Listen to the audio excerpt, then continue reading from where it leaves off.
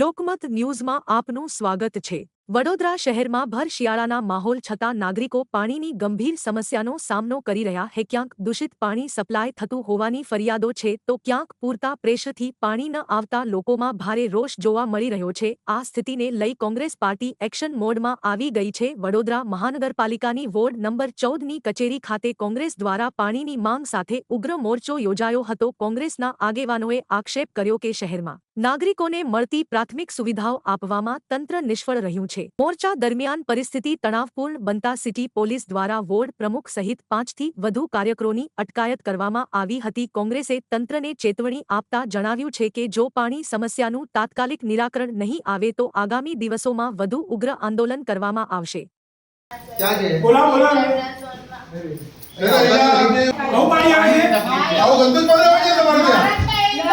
Ward number 14ની વડી કચેરી છે। અહીંયા કોંગ્રેસના દરેક કાર્યકર અહીંયા રજૂઆત કરવા આવ્યા છે, કારણ કે દરેક વિસ્તારમાં પાણીની બહુ તકલીફ છે। પીવાનું જે ચોખ્ખું પાણી આપવાની જવાબદારી તંત્રની બને છે। આજે તમે તમારા મીડિયાના માધ્યમથી તમે બતાવ્યું કેટલું કાળું પાણી આવે છે, લોકોને પીવાની ફરજ પડે છે।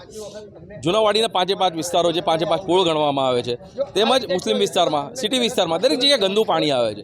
હજુ સર સયાજીરાવ ગાયકવાડને યાદ કરવા માગીશ, જેમણે આજવા સરોવર બાંધીને નિમેટાનો પ્લાન્ટ કરીને ચોખ્ખું પાણી આખા વડોદરાને આપ્યું હતું, જોડે રોડ રસ્તા ગટર પણ આપી હતી, પરંતુ માત્ર 5,500 કરોડ જેટલો મસમેટો બજેટ, એટલે 5 વર્ષનું 25,000-27,000 કરોડ બજેટ એ ક્યાં વાપરે છે ખબર નહીં। લોકોની જવાબદારી એટલી જ છે, લોકોની માંગ એટલી જ છે કે તમે અમને ચોખ્ખું પાણી આપો, નળમાંથી ચોખ્ખું પાણી આવે, ગટર સારી રીતે કામ કરે અને રસ્તા, આ 3 વસ્તુ તમે બેઝિક ના આપી શકતા હો તો તમે ફેલ છો। તમારે પોતાની સત્તા પર રહેવાનો કોઈ અધિકાર નથી। આવનારા દિવસોમાં જનતા જાગૃત થવાની છે। થોડાક દિવસમાં ઇલેક્શન છે, પોતાને અસહાય પામેલી જનતા માત્ર કોઈ સાહેબના નામે વોટ આપી દે છે। તમારી જનતાને એટલું જ કહેવું છે, તમારા હાથ જ્યાં સુધી પહોંચતા હોય ને ત્યાં સુધી જ, કારણ કે જે જનતા તમે કોર્પોરેટર ચૂંટીને લાવો છો એ 5 વર્ષ દેખાતા નથી, તમારા બેઝિક મુદ્દામાં દેખાતા નથી। તેની માટે તમને કહું છું કે આવનારા દિવસે જનતાને સભાન થવાની જરૂર છે। આજ રોજ વોર્ડ નંબર 14ની ટીમ દ્વારા વોર્ડ નંબર 14 કાલુપુરા કચેરી ખાતે જે સર સયાજીરાવ આપણને ઐતિહાસિક નગરી આપી હતી, સયાજી નગરી આપી હતી, પરંતુ આ ભ્રષ્ટ અધિકારીઓના પાપે અને વહીવટી તંત્રના પાપે આ નગરી આજે દૂષિત નગરી બની ગઈ છે, ખાડોદરા નગરી બની ગઈ છે। તમે જોઈ શકો છો આ બ્લેક વોટર અમારી જનતાને ગંદુ પાણી પીવડાવવામાં આવી રહ્યું છે।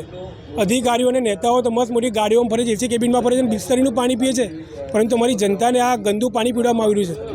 આ તમે જુઓ ગટરનું પાણી છે, સ્મેલ તમે હાથમાં પણ ના પકડી શકો ને આ જ પાણી અમારી જનતાને પીવડાવવામાં આવી રહ્યું છે। આ પાણીથી છુટકારો માટે અમે અહીંયા આવેદનપત્ર આપવામાં આવે છે અને આ પાણી અમે અધિકારીને પીવડાવીશું કે જો અમારી જનતા પાણી પીતી હોય તો તમે કેમ ના પી શકો? તમે તો જનતાના સેવક છો, તમે માલિક નથી, તમે સેવક, તમે નોકર છો જનતાના, તો તમારે પાણી પીવું જોઈએ।